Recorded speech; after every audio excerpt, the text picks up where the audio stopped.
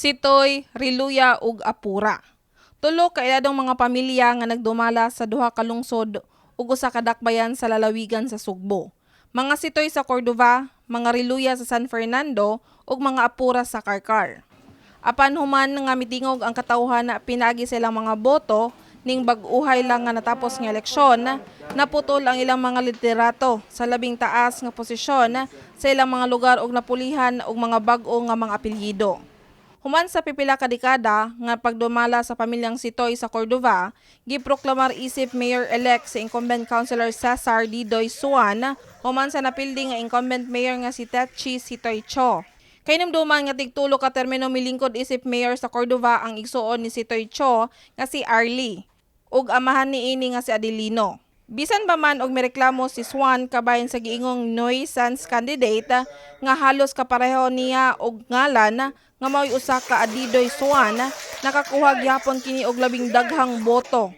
21,222 votes ang naangkon ni Mayor-elect Didoy Swan, 17,052 votes alang kang incumbent Mayor Cho, samtang 1,359 votes ang nakuha sa giingong nuisance candidate nga si Adidoy Swan. Samtang sa dakbayan sa Karkar, napildi ang political clan sa pamilyang Apura. Human gipili isip bagong mayor si Konsehal Patrick Barcenas nga nakaangkon og 43,177 votes, tali kang kanhi mayor Gisi Apura nga nakaangkon og 28,291 votes. Nakadaog sab ang running mate ni Barcenas nga si Councilor Efren Quijano nga nakaangkon og 36,240 votes ug naapildi niini ang incumbent mayor nga si Mercy Apura nga dunaray 32,733 votes. Gaypay gayon ang proklamasyon sa bag-o nga mananaog kagahapong adlaw.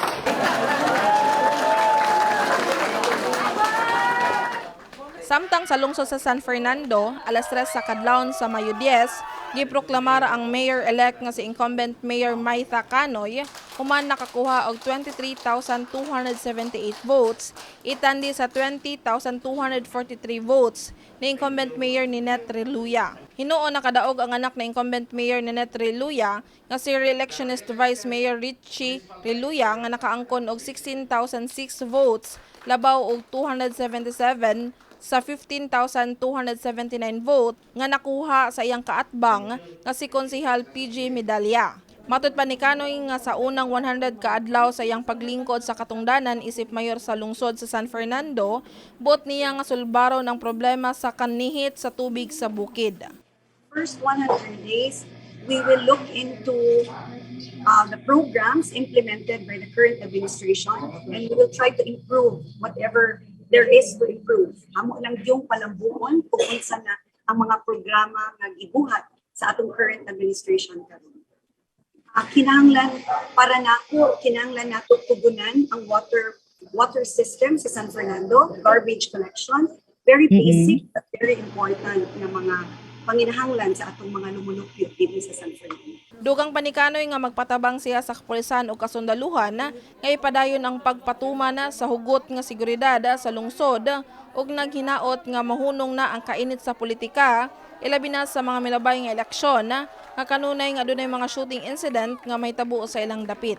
Nidungaw sab kini sa bintana sa Legislative Building sa ilang munisipyo aron ipaabot ang iyang pasalamat sa tanang mga taga San Fernando nga mihatag sa ilang pagsalig ngadto kaniya. That is the goal. That is the goal. To unite everybody. Kay Kuya Gramit, puro sa may taga San Fernando. And my job will be easier kung naitabang dili lang sa akong mga konsehales, dili lang ni Vice Mayor, kung dili sa tanan gyud nga taga San Fernando. Samtang kung ang kahapsay sa eleksyon sa bagatang bahin sa Sugbo ang hisgutan, nagmalinawon ra kini og wala ray dagkong mga problema nga nasinati. Gani, dali ra na human ang pagbutar sa kadaghanan sa mga tunghaan ug pasado alas 10 sa gabi gisugdan ang pag-turnover sa mga election paraphernalia ngadto sa mga municipal ug city treasurer's office. Kini si Sherizami Uy alang sa Pinili Ay 2022 with My TV Cebu.